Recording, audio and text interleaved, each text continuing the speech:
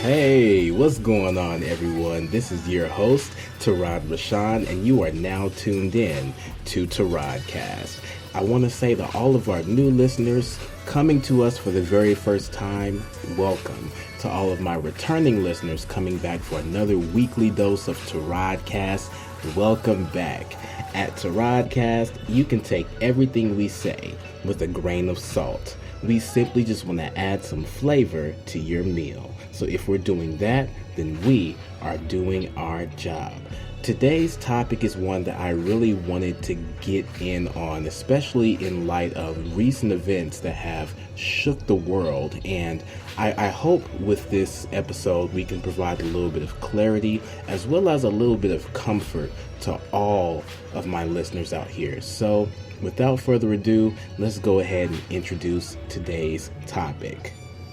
My Corona. This is TARODCAST. Let's get it.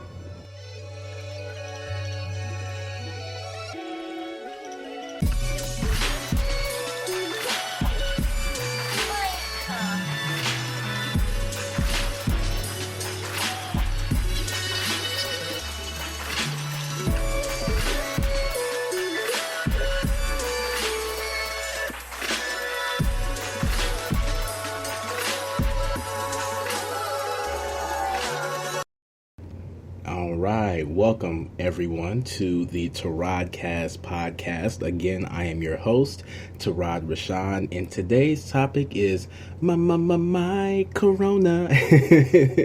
Yes, I stole that from a very, very popular song in our youth.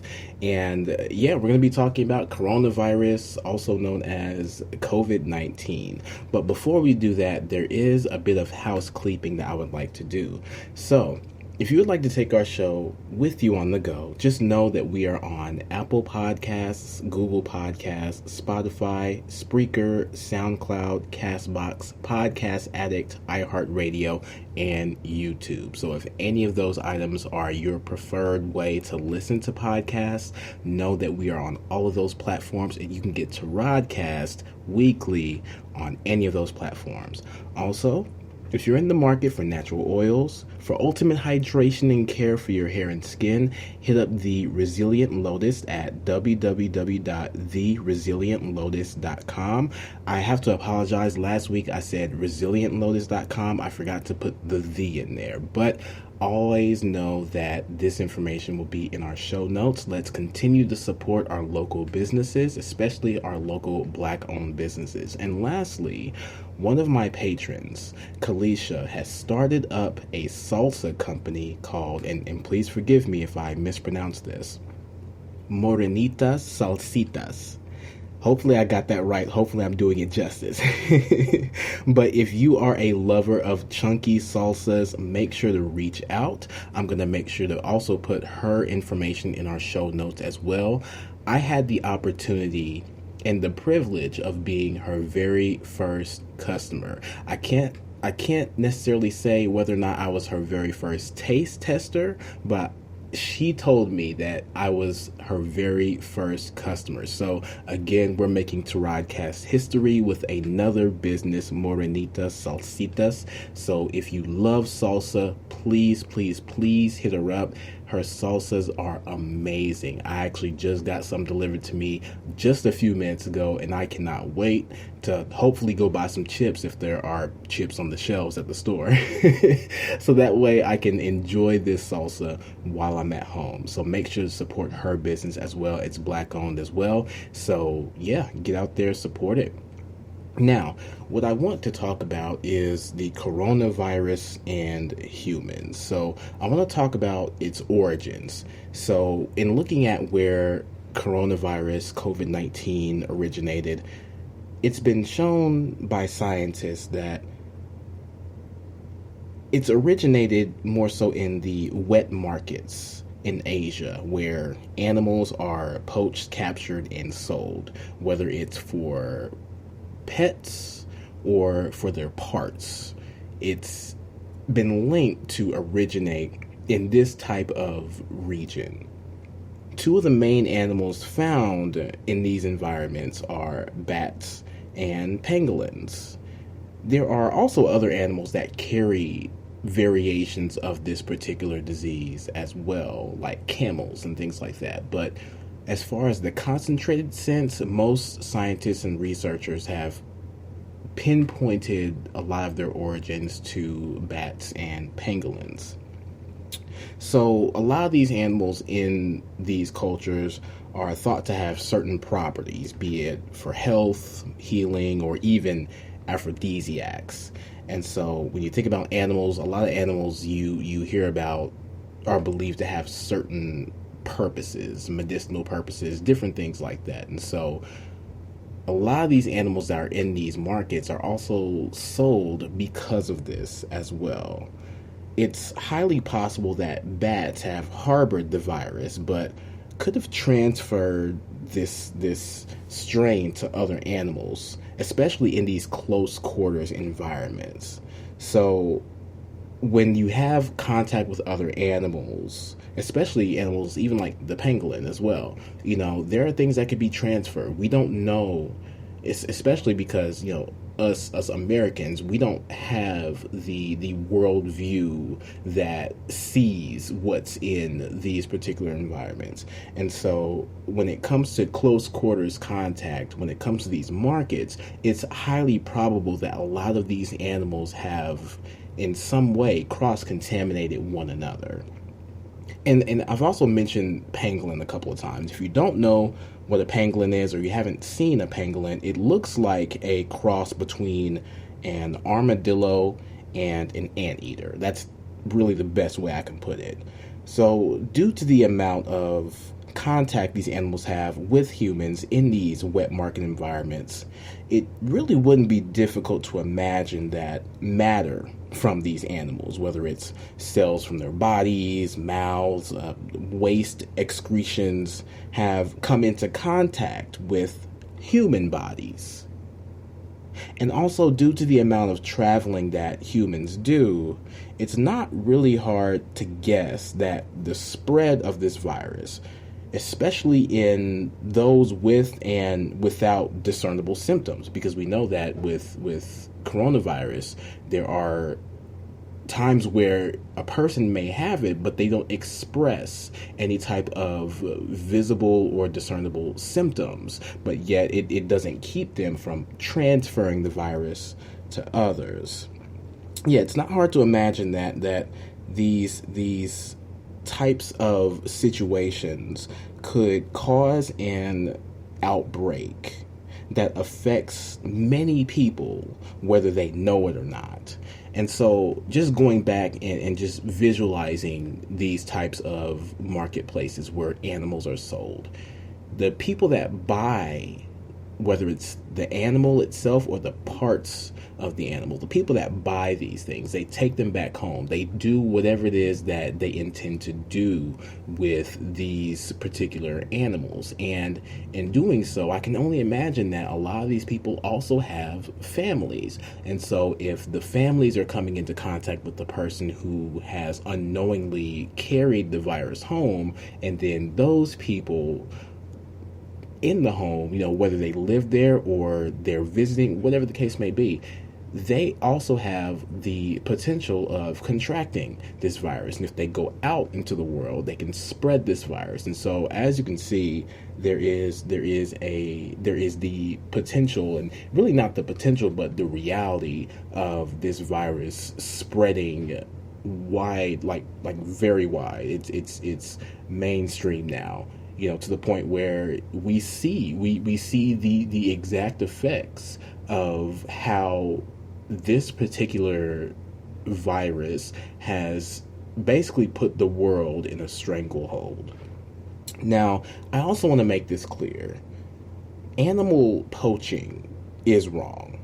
I'm not necessarily an animal advocate where I look at animals and I look at their lives as just as valuable as human lives. But I do believe that animals have the right to remain in their habitats without human interference. Because when I look at the amount of things like deforestation and repurposing of land that we are responsible for, many animals find themselves under this crazy amount of stress that they simply are not accustomed to handle. And as a species, due to our greed, I feel like we've effectively eradicated many animal species, all for the sake of money. And as we already know, money makes the world go round. That is not that is not something that is lost on me. Money makes the world go round. Profits make the world go round. And so when it comes to that, there are a lot of people out here who will do anything to ensure that their pockets stay fat.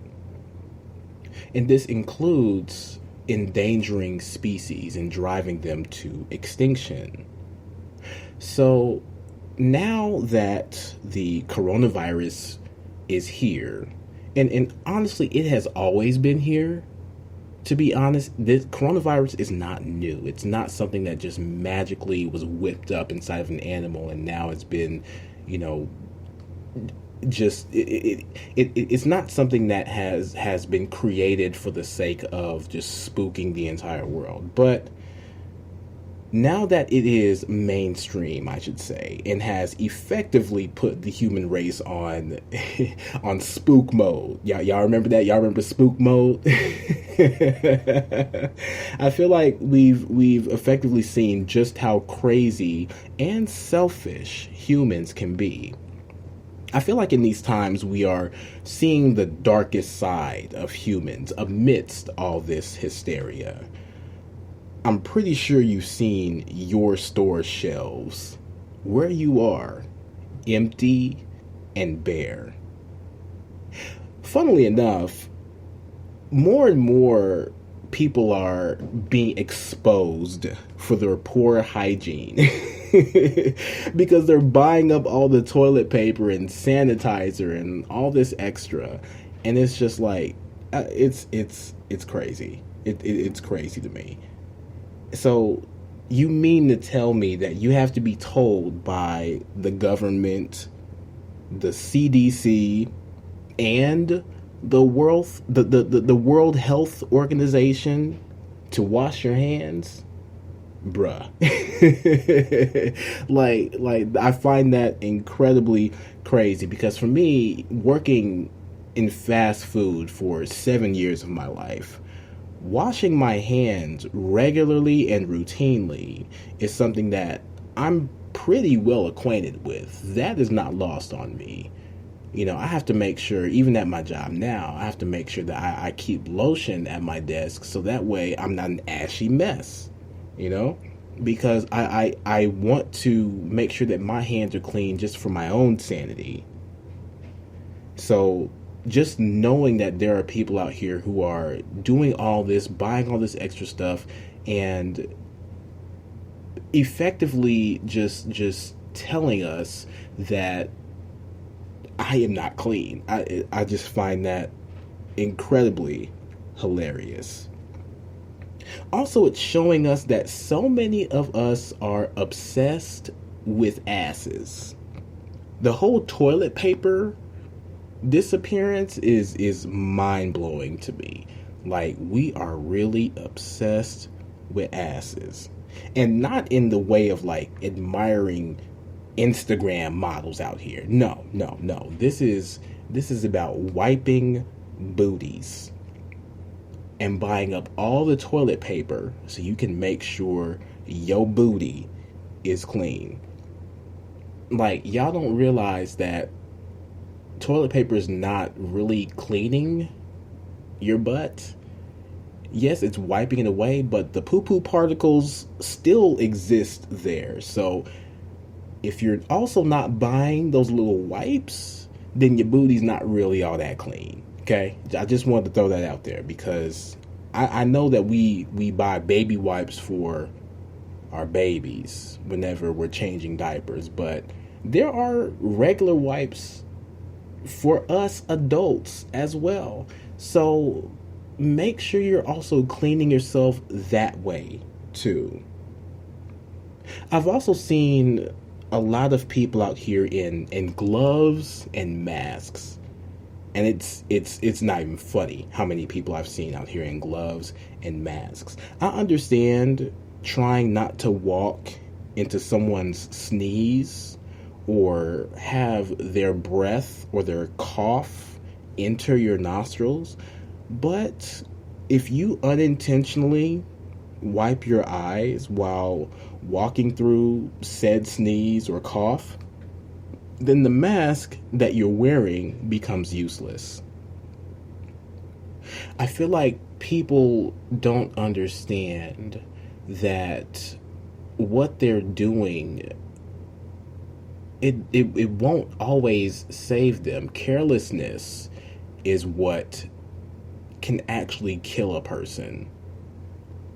Because if you're not cognizant of everything that you're doing, then a mask isn't gonna do much to help you. This has also been proven. Masks aren't the end-all be-all when it comes to protecting yourself from the possibility of becoming infected with this disease.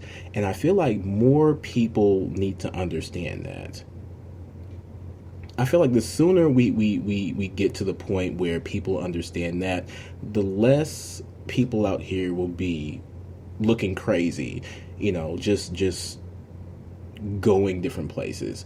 And also, just keeping in mind, sanitation and hygiene is very important. And if you think about all the things that we touch, there are a lot of surfaces we come into contact with that we do need to be mindful of. One of those things being gas pumps. Thousands, if not millions of hands have touched a single gas pump. So yes, keep sanitizer in the car. Just be mindful of these things, but you don't have to go crazy. You don't. So with that being said, as we think about these things and how our health is now priority number one, I want to talk a little bit more about social distancing and also the impact that coronavirus has had on the healthcare field. So we're going to take our first break. I've actually got a glass of water sitting next to me, as well as some citron tea. And we'll be right back. This is TARODCAST.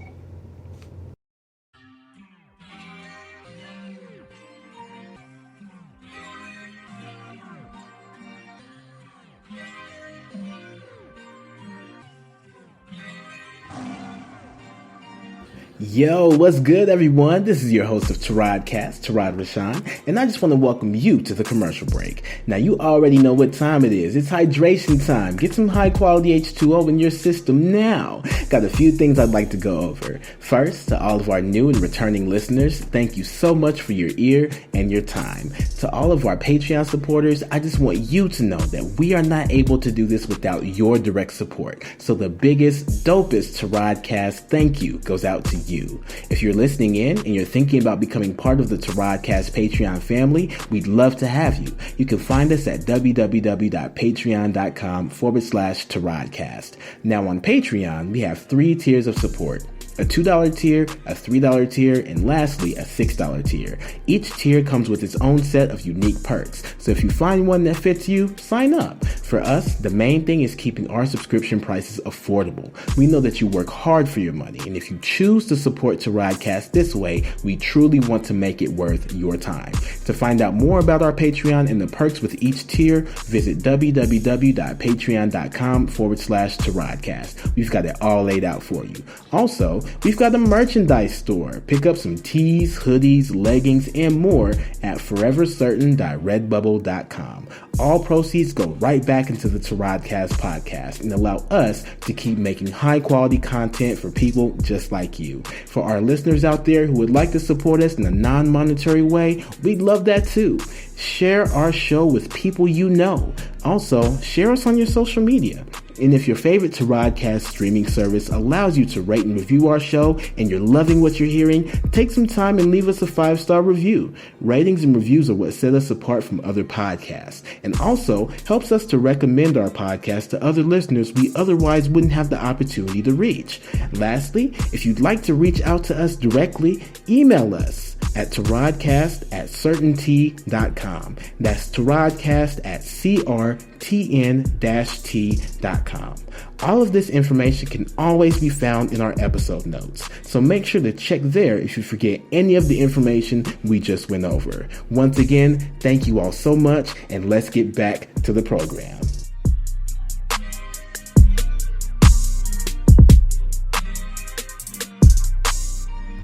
All right, we are back from our break. We've got hydrated, and now we are ready to continue into the next section of our show. So, social distancing and the healthcare field impact. Now, we've been instructed to enact what's called social distancing, and social distancing is doing everything you can to limit the physical interactions with others when you are out in public.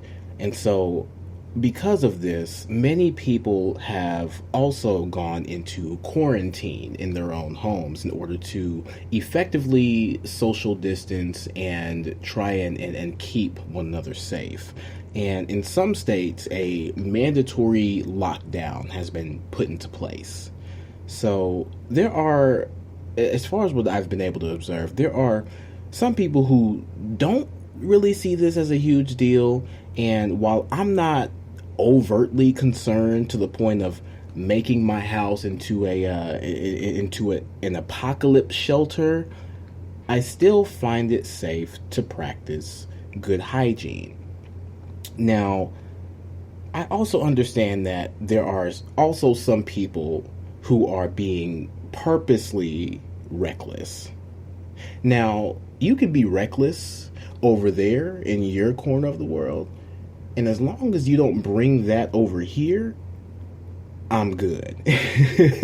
Like, I remember seeing a video where there were people who were traveling for spring break and going to the beaches, Florida, Myrtle Beach, places like that, California, going for spring break. And they were interviewed and they were saying, how the coronavirus has basically messed up their spring break. And there are some people who are mad, and I understand that. You have travel plans, you want to get together with friends, all kinds of things, and now that coronavirus has effectively uprooted all of those plans, you're angry. I feel like you do have a right to be, but also in that same breath, there were people who were saying, you know what, I don't care, I only got one life to live, might as well do what I want to do, and all this extra, and that's the kind of recklessness that I need to stay over there. Because if places are closing down, beaches and other big places of social interest that gather and amass a large group of people, then that's being done with safety in mind. And so for those who are just like, you know what, throw caution to the wind, and they're just going to go out here and do whatever they want to do, lick stuff, lick toilets and ice cream and all this, and do all this other unsanitary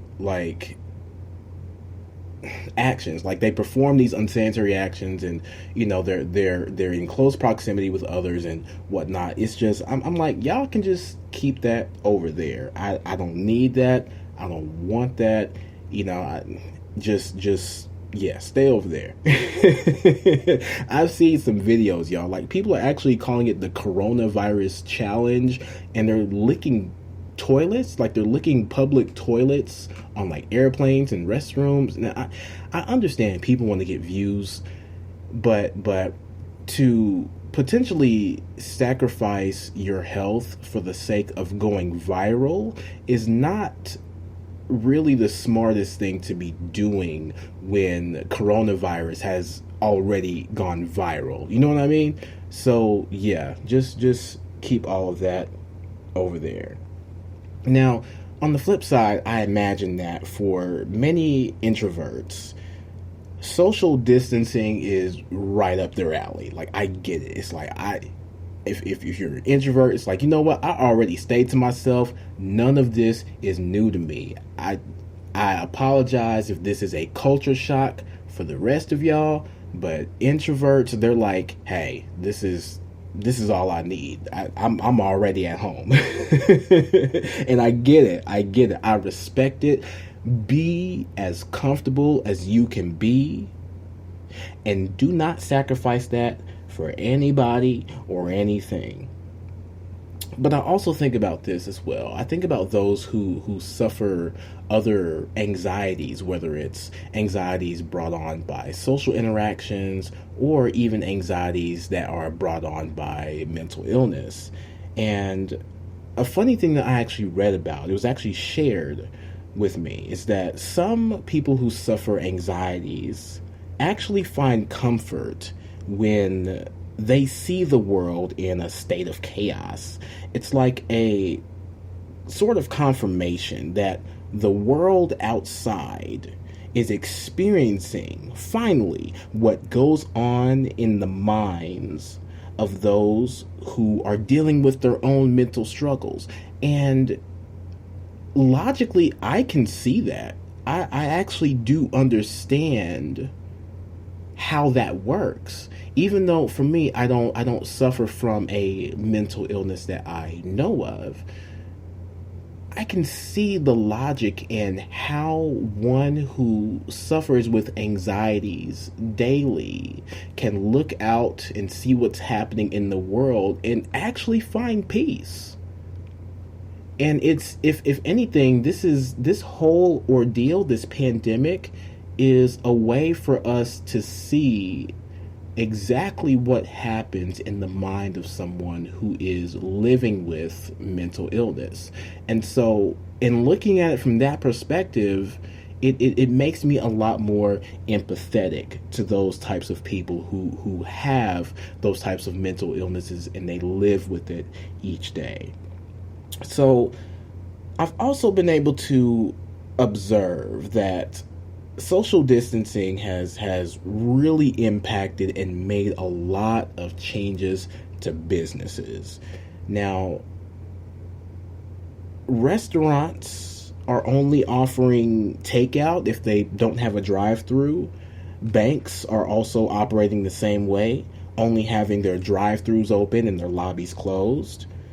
Other venues are forced to close if they have more than 10 people occupying them. People are being forced to work from home if their particular business offers it, and they're forced to close. And also schools are closed. And some schools, including my daughter's, are on an extended spring break. There are some schools who have elected to just close entirely. And honestly, I respect that, because schools are huge congregations of people, both adults and children. And so to limit the potential exposure that could happen if one person, I feel like that's the right call. I feel like that's the right call. So with that being said, just in keeping within the same vein of protecting our health, I also realized that one of the biggest impacts that COVID-19 has had is in the healthcare field. So I've been talking to friends of mine that are in the healthcare field in different respects. Nurses, therapists, other, CNAs, CMAs, all these types of people who work in these fields. And so as I've gathered information from them, they've told me that hospitals have now switched to treating potential and also diagnosed COVID-19 cases as higher priority than those who suffer from heart attacks and strokes. And to me, that is amazing, because this virus has effectively shifted the narrative in the healthcare field, where people who are coming in and complaining or thinking that they have these symptoms are effectively taking time, attention, and resources away from people whose lives are literally 5 minutes away from ending based on something that they cannot control. They've also told me that their supplies are running incredibly low, with personal protection equipment lacking in availability. See, I feel like we've got to remember that during this change in season, not every sniffle and sneeze or cough is the onset of coronavirus. It's not. The main priority in all of this is making sure that we are doing everything we can to stay healthy. Although the news has effectively taken hold and made this virus the buzzword of 2020, I feel like we will survive this. And the way that we will do that is remembering empathy, because empathy really is the key. For those of us who have friends in the healthcare field in any capacity, let's also make sure that we check up on them. And I want to say this as well. To those listeners out there that I personally know who are on the front lines helping people, I love you. This world needs you. And right now, you are the bravest people I know.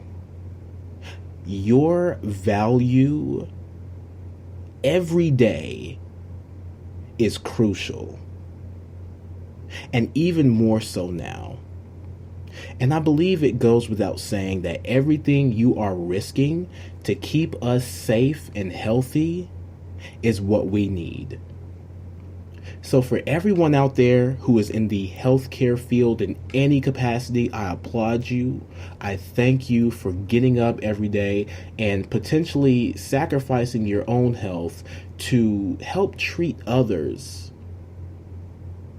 I know it's hard. And even though I say I know it's hard, I know I can't possibly imagine how hard it is for you. But I know that it's hard. But the fact that you all find the strength to keep going and to keep doing what you do, that is what we need. It's what we need. So how can we heal humanity? That's what I'm going to talk about here in just a few moments. We're going to take our second break, continue to stay hydrated along with me, and we'll be right back. This is TARODCAST.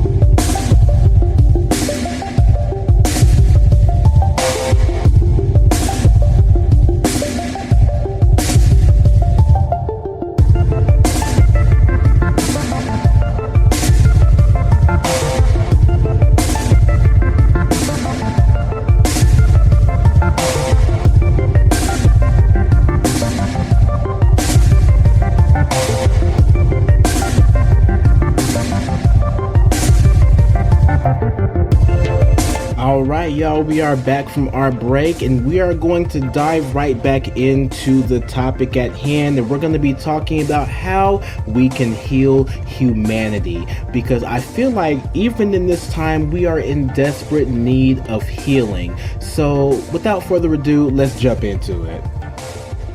Now, to be honest, I have come to the realization that many humans are not innately good. I can honestly say that most of us are innately selfish, which causes the rest of the world to go without.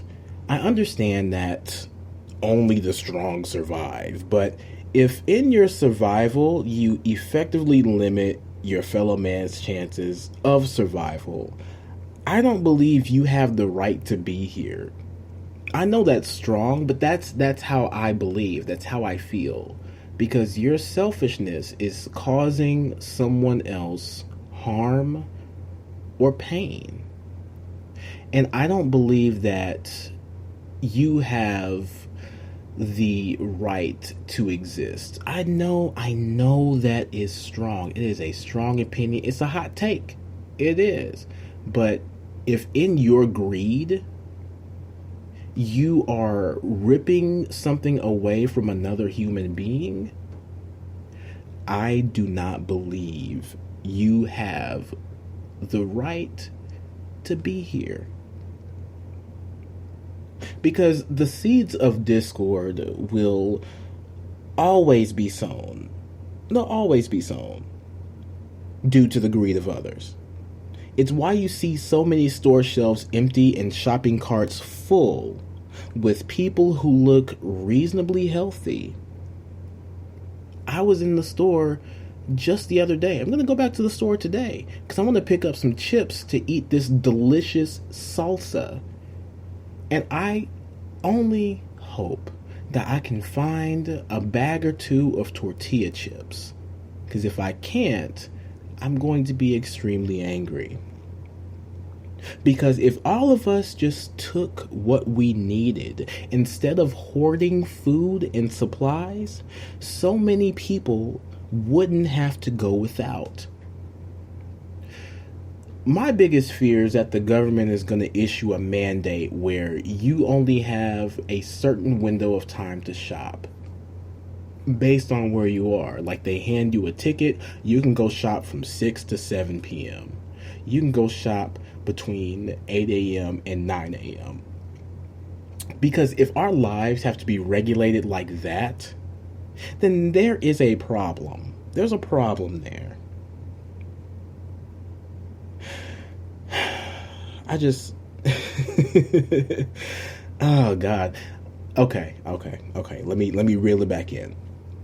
For those of us who suffer from diseases, or if you know someone who suffers from a disease that compromises the immune system, even children, we have to remember them. We have to remember that these people are also in need, way more than you are. So many people are afraid of dying that they're taking away from the living. We all need to eat, y'all. We all need to eat. So if you are one of the people who are just out here just filling your shopping cart with the most unnecessary of things because of fear, then you have some things you really need to go back and reobserve. And honestly, we have to come together, albeit at a distance, and find ways to support one another. When I think about the impact that we have on the world as people, I realize that we are our own best bet towards limiting the impact that this virus has. If we are empowering one another to keep our spirits high throughout all of this fear, then we will keep our own immune systems up. If you are scared and full of anxiety, you are compromising your own immune system. There are scientific pieces of research that have shown that brain activity affects the body. How you're feeling affects the body. This isn't new knowledge. So if you are running around in a constant state of fear, then you are weakening your body and you are compromising your own immune system, even if you're healthy. So we have to find ways to support one another. I mean, that's really it. That's really it.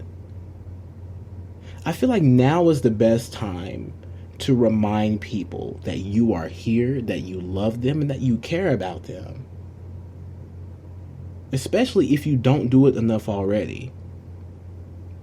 Also, for those of us who are having to quarantine and stay home, now is the best time to get creative. With everything shutting down, now is a good time to explore your creativity and work on things, those passion projects, those creations, those ideas, to work on those things and pull them from the back burner. I mean that. I mean that. Now is the time. I believe there can be some beautiful things that come from us in this current state of turmoil. We just have to realize that we still possess the power to create beautiful things. We do, because if this virus is going to be the thing that keeps us in our homes for the longest period of time that we have ever experienced, then we need to make sure that our minds are able to decompress. And what better way to do that than by getting creative and exploring your own creativity? Y'all, ultimately, we will make it through this. Because I believe in those of us whose hearts have not turned cold in the midst of this pandemic. So in closing, I believe that we hold the key to recovery. We hold the key to healing humanity by exercising our own. Now is not the time to fear and panic. For those people who live on the news, they're doing that for us already. If anything, if you want to sit at home and make memes, then do it. If you want to write that book, then do it. If you want to play video games, then do it. I'm over here playing Pokemon Go. They actually made some concessions because of this, where we can actually stay home and play and still get the full experience. So if you want to do that, then do it. Now is the time to realize who we are and to do everything that we can to make sure that the beauty of our creativity doesn't die, to ensure that the beauty of our love doesn't die. If we make these things priority, then no one has to go without. We could see an insurgence of so many wonderful things that will allow us to find and embrace the reality of life. We all have lives to live. Coronavirus doesn't have to be the thing that stops us. I want y'all to really know that. We will get through this. 2020 is not off to the greatest start, but we can finish it strong.